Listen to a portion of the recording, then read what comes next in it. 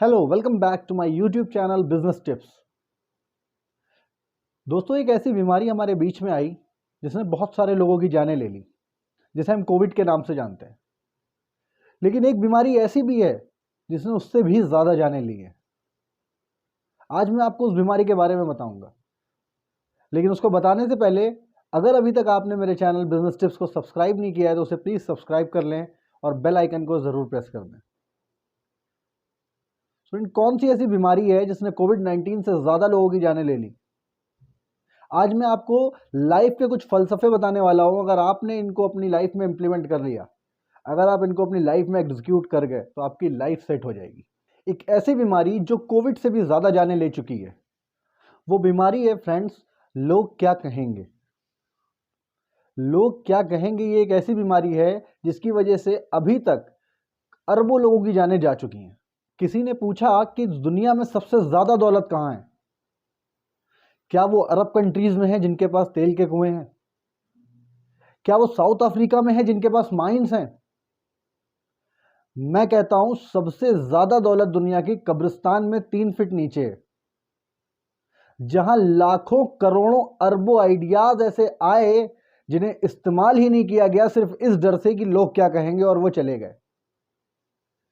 लोग आए, उनके दिमाग में आइडियाज थे कि हम ये करेंगे, हम वो करेंगे, हम ऐसा करेंगे, हम वैसा करेंगे, लेकिन सिर्फ एक थॉट और एक विचार कि लोग क्या कहेंगे, जिसकी वजह से वो सारे के सारे आइडियाज आज कब्रिस्तान में A to Z साफ हो गए। तो कोविड से ज़्यादा मौत हुई है इसकी वजह से।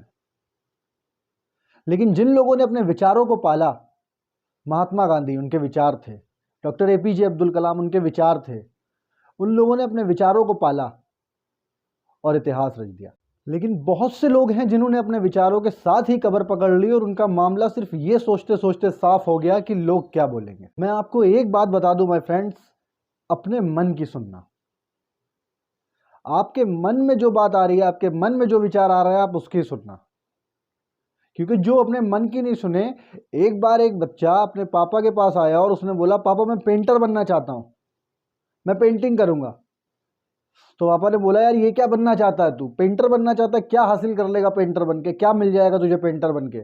बनना ही है तो IAS बन, चार्टर्ड अकाउंटेंट बन, लॉयर बन, इंजीनियर बन, डॉक्टर बन। पेंटर बन के क्या हासिल कर लेगा? ऑल्दो ये सब चीज़ें बुरी नहीं है, लेकिन जब उसका मन ही पेंटर बनने का है तो क्या करे? वो बोलता है, पिताजी मैं पेंटर बनना चाहता हूँ। पिताजी बोलते पेंटर बनकर के क्या हासिल कर लेगा? लेकिन पेंटर बन के ही पाब्लो पिकासो बनते हैं। दुनिया के महान पेंटर जिनकी पेंटिंग 10-10 करोड़, 15-15 करोड़ और 20-20 करोड़ की पेंटिंग बिकती है। कोई भी काम छोटा या बड़ा नहीं होता। और मैं एक दुख की बात बताऊं आपको, माँ बाप को सबसे कम भरोसा अपनी औलाद पे ही होता है। माँ बाप से पड़ोसी के बच्चों के बारे में पूछ लो, उस पर भरोसा होगा, लेकिन अपनी औलाद पे नहीं होगा। आप जाओ और अपने पापा से बोल दो कि पापा मैं IAS बनना चाहता हूं, मैं IPS बनना चाहता हूं, तो बोलेंगे तेरा बाप भी IPS बना है, तू IPS बनना चाहता है। क्यों? क्योंकि सबसे कम भरोसा माँ बाप को अपनी ही औलाद पे होता है। बच्चों की सबसे ज्यादा बेइज्जती उनके अपने घर में ही होती है।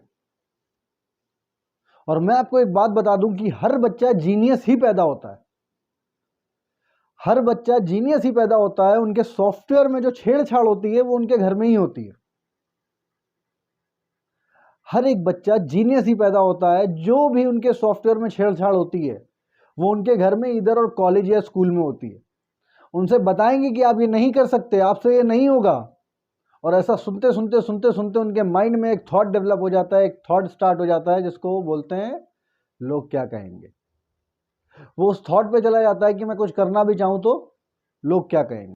मैं लोगों के बाल काटना चाहता हूं, अगर ऐसा आपका बेटा आज आपसे बोल दे तो आप क्या करोगे? आप उसको एक लगा दोगे कि यार बाल काटना चाहता है, अरे बनना है IPS बन, IAS बन, लॉयर बन, डॉक्टर बन, इंजीनियर बन। नहीं, मैं तो बाल काटना चाहता हूं। ऐसे लोग जावेद हबीब बनते हैं। जावेद हबीब जो एक हेयर कट के 10,000 रुपए लेता है। Can you believe it? 10,000 rupees for one haircut. मैं खाना बनाना चाहता हूं। ऐसे लोग जाके संजीव कपूर बनते हैं। ये सब ऑर्थोडॉक्स काम है। मैं लोगों को हंसाना चाहता हूं तो कपिल शर्मा बनते हैं। ये सब ऑर्थोडॉक्स काम है। कोई डॉक्टर नहीं, कोई इंजीनियर नहीं, कोई चार्टर्ड अकाउंटेंट नहीं, कोई आईपीएस नहीं। बोलते हैं ना, बहुत बोलते थे लोग पहले कि खेलोगे कूदोगे तो बनोगे खराब, और पढ़ोगे लिखोगे तो बनोगे नवाब। ऐसे लोग धोनी बनते हैं, ऐसे लोग विराट कोहली बनते हैं, ऐसे लोग नीरज चोपड़ा बनते हैं। सो ये सब ऑर्थोडॉक्स काम हैं जिनके लिए कोई भी डेडिकेटेड इंस्टीट्यूट उतने अच्छे नहीं हो सकते शायद जितने अच्छे डॉक्टर्स के लिए, इंजीनियर्स के लिए होते हैं, लॉयर्स के लिए होते हैं। लेकिन इन लोगों ने अपने मन की सुनी। इन्होंने इस बीमारी को अपने ऊपर नहीं हावी होने दिया कि लोग क्या कहेंगे, और इन्होंने अपने मन की सुनी। और आज इनका नाम आप सब लोग जानते हैं, हम सब लोग जानते हैं, पूरी दुनिया जानती है। तो मैं एक ही बात आप सबको बता देना चाहता हूं इस वीडियो के माध्यम से कि जो आपको अच्छा लगता है आप वो करो, जो आपका दिल करता है, जो आपका मन कह रहा है आप वो करो। क्योंकि लोग, अगर आपने ये बीमारी अपने ऊपर हावी कर ली कि लोग क्या कहेंगे, तो फिर कुछ नहीं हो पाएगा। लोग आपको जीने नहीं देंगे। मैं समझाने की कोशिश करता हूं आपको। बाजार में एक व्यक्ति फल बेच रहा था। उसने अपनी फल की शॉप के ऊपर जो बोर्ड लगाया हुआ था उस पर लिखा था, यहां ताजे फल बेचे जाते हैं। उस जगह से एक हस्बैंड और वाइफ निकल रहे थे जिन्होंने उस बोर्ड को पढ़ा और उस शॉपकीपर के पास पहुंच गए, उस फल वाले के पास पहुंच गए और उस फल वाले से बोले कि यहां ताजे फल बेचे जाते हैं का क्या मतलब है? ये फलों का बाजार है, यहां फल नहीं बेचोगे तो कहां बेचोगे? तुम्हारा सेंटेंस बिल्कुल गलत है, इसमें से यहां हटा दो।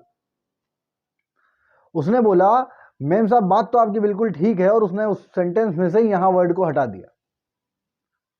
अब उसके पास बचा ताजे फल बेचे जाते हैं। कुछ देर बाद वहां से एक व्यक्ति और गुजर रहा था जिसने वहां पर उस बोर्ड को पढ़ा, ताजे फल बेचे जाते हैं, और वो उस फल वाले के पास पहुंच गया और वो फल वाले के पास जाकर बोला कि ये ताजे ही फल बेच रहे हो या सड़े गले बेच रहे हो? उसने बोला, साहब ताजे ही बेच रहा हूं। तो जब ताजे ही बेच रहे हो, सड़े गले नहीं बेच रहे हो, तो तुम्हें यहां लिखने की क्या जरूरत है? तुम्हारा सेंटेंस गलत है, इसमें से ताजे हटा दो। उसे ऐसा लगा कि बात तो बिल्कुल ठीक कह रहा है, जब मैं ताजे ही फल बेच रहा हूं तो लिखने की जरूरत क्या है?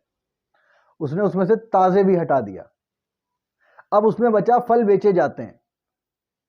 कुछ देर और गुजरी, वहां से एक महाराज और निकले और उन महाराज ने उस बोर्ड को पढ़ा, फल बेचे जाते हैं, और वो उस फल वाले के पास पहुंच गए और बोले, भैया फल की ही मंडी है, फल की ही बाजार है ये, आप यहां फल नहीं बेचोगे तो और क्या बेचोगे? तुम्हारा सेंटेंस गलत है, इसमें से फल हटा दो। उस बंदे ने सोचा, यार बात तो बिल्कुल सही कह रहा है, जब बाजार ही फल का है तो मैं बेचूंगा ही फल, इसमें लिखने वाली बात क्या है? उसने फल भी हटा दिया। अब उसके बोर्ड में बचा बेचे जाते हैं। कुछ देर और गुजरी और वहां से एक व्यक्ति और गुजर रहे थे जिसने उस बोर्ड को पढ़ा कि बेचे जाते हैं। वो उस फल वाले के पास आए और उससे बोले, बेचने के लिए ही तो रखा हुआ है, ये जो फल तुमने अपनी शॉप पे रखे हैं, अपनी दुकान पे लगाए हुए हैं, ये सब किस लिए हैं? सब बेचने के लिए ही तो हैं। वो बोला, हाँ साहब बिल्कुल बेचने के लिए ही है।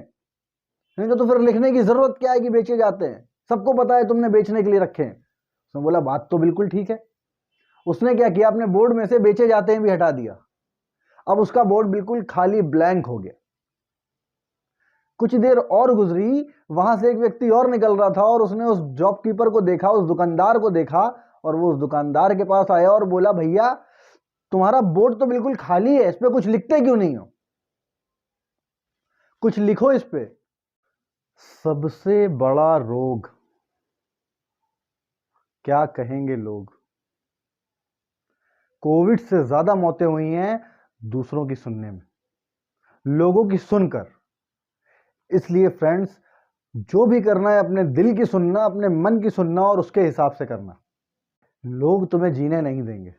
इस बात को अच्छे से गांठ बांध लो कि जीवन में जो भी करना अपने मन की करना, किसी की सुनना मत, क्योंकि लोग करने नहीं देंगे।